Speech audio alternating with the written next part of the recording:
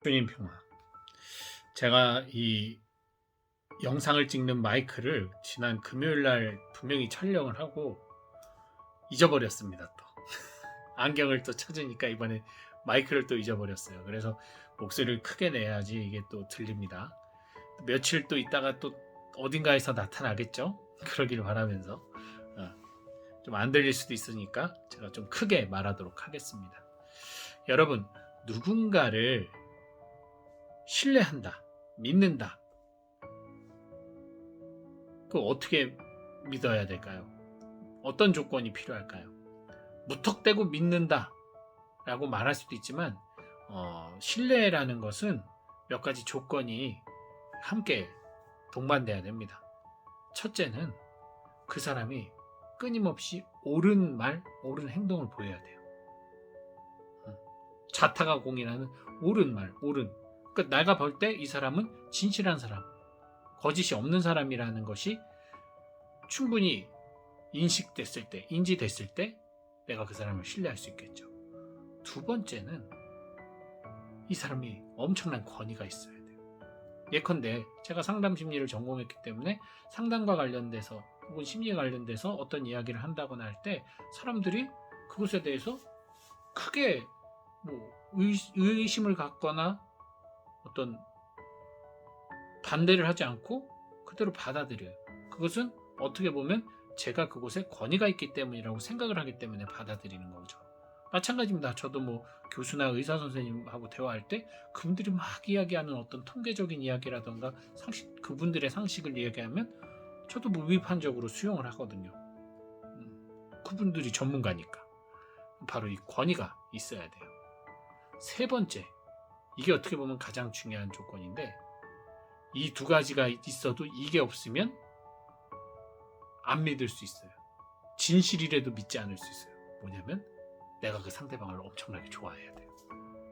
상대방을 너무 좋아하면 상대방이 실질적으로 그런 잘못된 행동을 하더라도 아니야, 그럴 리가 없어.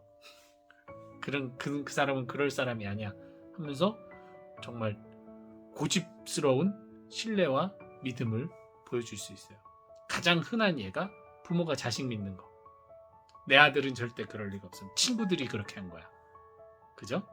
그리고 어떤 내가 너무나 좋아하는 어떤 아이돌이나 어떤 그런 사람, 스타 같은, 나에게 있어서 스타 같은 사람이 한마디 하면 그냥 사잖아요. 그거 사십시오. 좋습니다. 그럼 막 사잖아요. 그것들이 바로 신뢰의 3요소입니다. 근데 오늘 복음이 그런 부분이 나오는 거예요. 예수님에게 사람들이 찾아와서 당신이 진짜 메시아라면 yes or no. 메시아면 메시아라고 얘기를 해요. 아니면 아니라고 얘기를 하던가. 우리 답답하게 하지 말고.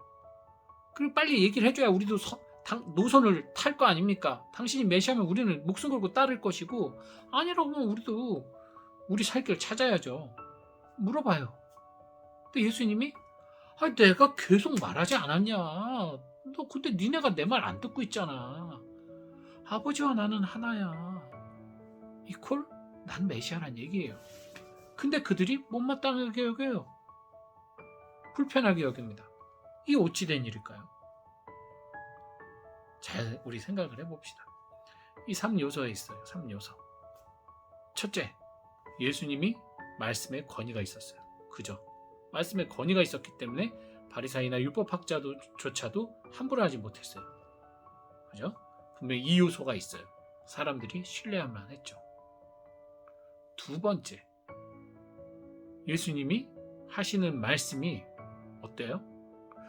듣기는 거북할 수 있으나 틀린 말들이 하나도 없었어요. 그죠? 막 듣기 거북하고 받아들이기 힘든 이야기들도 있어요. 그러나 그 말이 틀린 거는 없는 거예요. 율법적으로 봤을 땐 잘못된 것 같지만 누군가를 안식일에 고치는 거는 어쨌든 사랑을 베푼 거야. 이게 그러니까 양심의 법과 어떤 그 율법의 성문화된 법의 갈등이잖아요, 사실은. 아는 거죠. 이성적으로는 혹은 관습적으로는 저 사람은 범법자인데 마음의 법으로 봤을 때 그 사람은 아픈 이를 치유해주는 구도자거든요.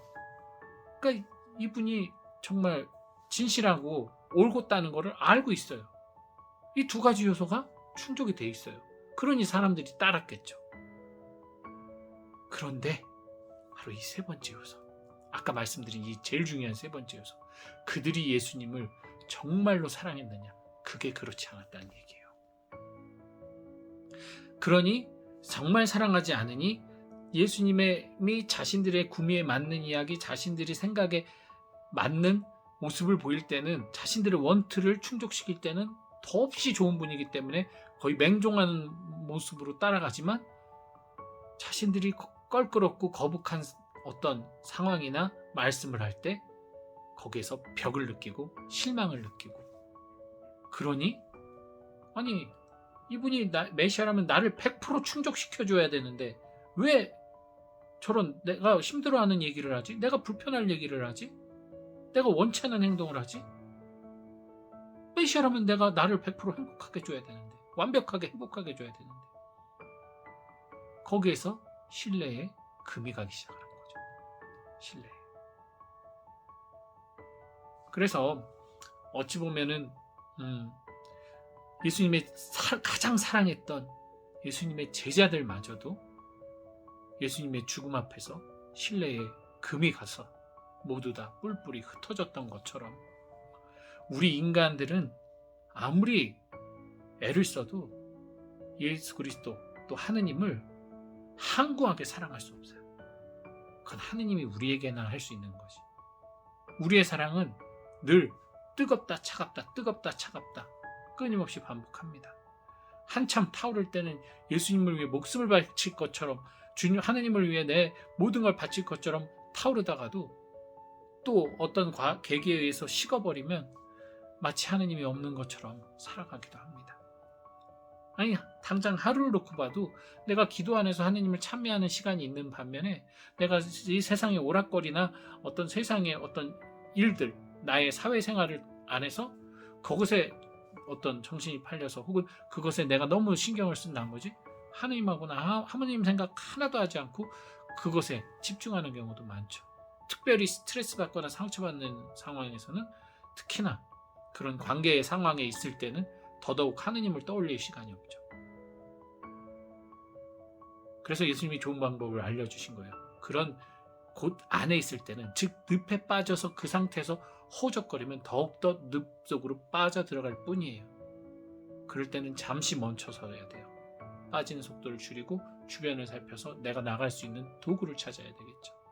그것이 바로 홀로 물러서서 기도하시던 예수님의 모습을 통해 우리가 알 수 있는 방법입니다. 우리가 그 갈등의 관계 안에 있고 어려운 상황 안에서 계속 고민을 하고 있는 한은 사실 하느님을 제대로 만나기가 어려워요. 기껏 할 수 있는 건 하느님한테 이거 빨리 해결하게 도와주세요, 이 기도 외에는 할 게 없거든요. 그래서 우리가 하느님을 신뢰하는 것이 쉽지가 않은 거예요. 그래서 하느님을 신뢰하고 있어요. 물론 우리는 하느님을 신뢰해요. 이렇게 말씀드린다면 유다도 예수님을 신뢰했었어요. 예수님에게 호산나 했던 사람들도 예수님 다 믿고 신뢰했었어요. 그들은 우리랑 달라서 나중에 예수님을 배신했을까요? 아니요. 성경에서 나오는 모든 인간의 군상은 바로 우리의 모습을 대변합니다. 우리들도 예수님을 그렇게 십자가에 못 박을 수 있고 배신할 수 있다는 거. 그래서 그것을 우리가 보여주는 표징으로 매 사순시기 때마다 십자가에 못 박으시오 외치는 거잖아요. 가슴 아프게. 그게 우리의 사랑이고 우리가 주님을 믿는 수준인 거예요. 그러니 내가 믿음이 강해지는 것이 아니라 주님이 나를 강하게 해달라는 기도를 할 수밖에 없는 거죠. 내 스스로 할 수 있는 건 아무것도 없는 거죠. 우리 주님을 믿고 신뢰하려고 노력하지 말고 주님을 사랑하려고 노력합시다. 주님을 사랑하는 방법밖에 없어요. 물론 그게 완전할 수 없겠지만 그래도 이전보다는 조금 더 사랑하고 우리의 죽는 그 순간까지 조금씩 우리의 사랑을 채워가서 결국 주님을 만날 때는 완전함에 이르도록 어제보다 조금만 더 나은 사랑, 다시 떨어질 수 있지만 그 다음엔 조금 더 다시 더 사랑하는 이러한 사랑의 계단을 조금씩이라도 밟아가는 우리 신앙의 여정이 되었으면 좋겠습니다. 주님이요,